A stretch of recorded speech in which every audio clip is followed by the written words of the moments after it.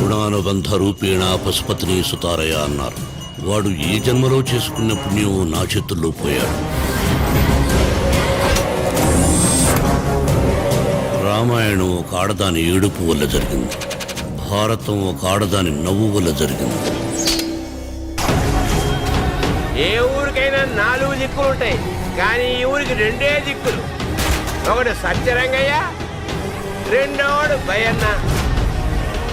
ఎవడైనా సరే ఈ 2 దిక్కుల్లో పడి రావాల్సిందే. ఈ వర్షం ఆగేలోగా ఆ లంజా కొడుకుని గుడ్డలోడ తీసుకొట్టి నా ముందు తీసుకురాకపోతే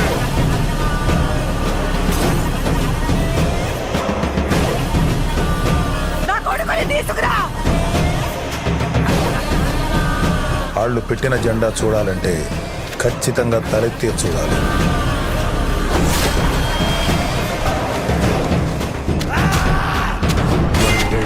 తిని కుండెట రక్తం తాగే రాక్షసుడి గురించి ఎప్పుడన్నా విన్నావా? నేను చూశాను. కొమ్ములతో ఆడి కథనాడే రాసుకున్నాడు. కన్నీళ్ళని ఒంటికి నెత్తురులాగా పూసుకున్నాడు. సావు కళ్ళ ముందుకొచ్చి నిలబడితే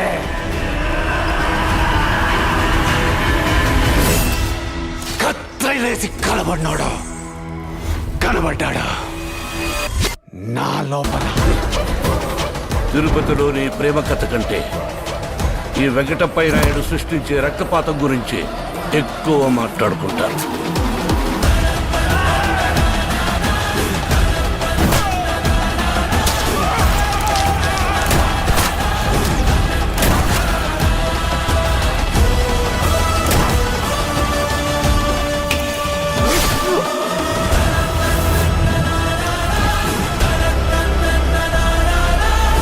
పన్నానికి అర్థం తెలుసా నీకు?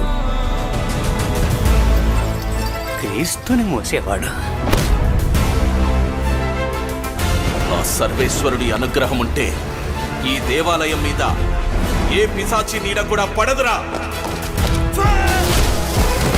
మనుషులు సైతాను ఎదురుగా ఉండే ప్రదేశంలో ఆ దేవుడితో పనేంటి?